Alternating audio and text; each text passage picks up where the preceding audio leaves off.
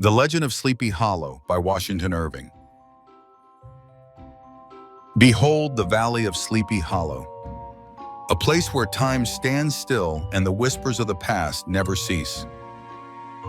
It is said the spot is cursed, ruled by some mysterious power that bewitches the mind and feeds all superstitions. But one wraith reigns over all the stories, the Headless Horseman, a Hessian soldier decapitated by a cannonball during the Revolutionary War.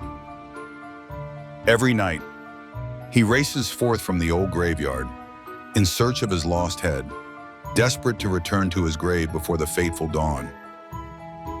In the year 1799, the valley's tranquility was broken by the arrival of a new schoolmaster, Ichabod Crane, a man with the air of a walking scarecrow, whose long, thin frame seemed made of ill-fitting parts, his head too large for his frail neck. Ichabod taught lessons, but his true appetite was not for learning, but for food and the promise of fortune. At night, every ghost story, every sound in the darkness, condemned him to a terror both delightful and unbearable. But the sweetest temptation was named Katrina Van Tassel, only daughter of the wealthy farmer Baltus, charming, flirtatious, and most importantly, an heiress. The moment he saw her, Ichabod no longer dreamed only of books, but of the farm's fertile lands, the flocks, and the thriving cattle. He imagined the feast of his future, the luxury of a finely stable life, forgetting the misery of his own existence. He throws himself into a determined courtship, showcasing his best manners to charm the young heiress. The trap was set. But Ichabod was not alone in coveting the fair Katrina and her fortune. The strong man of the village, Brom Bones, was his most formidable rival. Impetuous, joyful, and of Herculean strength, Brom dominated Sleepy Hollow and despised the clumsy scholar. He began to torment the schoolmaster, turning his days into a string of humiliations, crude pranks to chase off his rival. The cruelest of all? Disguising himself as the specter to terrify the superstitious Ichabod as he rode home beneath the moon.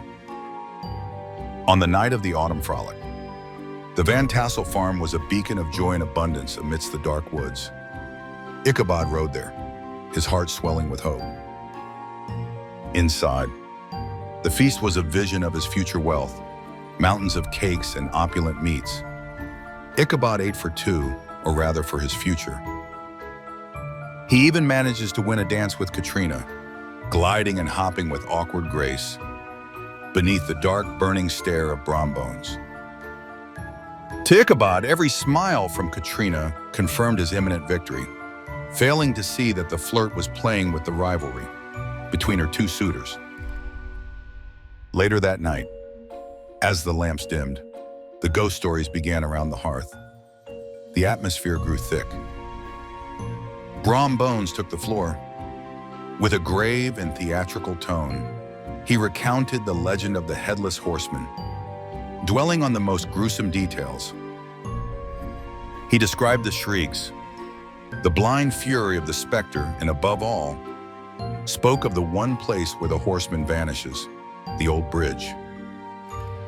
Brom then claimed to have personally met the Headless Horseman and defeated him in a terrifying race. Ichabod was pale. As the party ended, Ichabod approached Katrina to declare his love and secure his position as future heir. But in that private conversation, the flirt's words were clear. Her charm had been a game. Her heart and the inheritance were not his to claim. The dream of fortune crumbled. Humiliated, heavy-hearted, and utterly disheartened, Ichabod grabbed his coat and prepared to ride home. The night that awaited him was now the most terrifying of all, for it had to be crossed alone and without hope. Ichabod plunged onto the lonely road. Every broken twig, every twisted shadow of the trees became a menacing ghost in his imagination. Passing the great tree, a place of legends and spectral encounters. His heart stopped. Behind him, a huge dark shape had just emerged. The Headless Horseman. The specter said nothing, but its very stride matched that of Ichabod's horse. It was a silent, terrifying race. Ichabod spurred old Gunpowder, begging him to reach the old bridge. The only spot where, according to legend, the horseman was forced to stop. Finally, the bridge. Ichabod rushed onto the old structure with a shout of triumph. The horseman, he knew, could not cross those blessed waters. He crossed, then turned back to see the specter vanish like a vapor in the mist. But it did not. The horseman rose in his stirrups, in a ghastly gesture that defied the legend. He lifted his hand, brandishing not his head, but an enormous pumpkin. The scarlet head struck Ichabod with a crash. The pumpkin shattered, and the schoolmaster tumbled into the darkness without a sound. Morning broke upon a strangely quiet scene. Gunpowder returned to the farm, but his rider was nowhere to be found.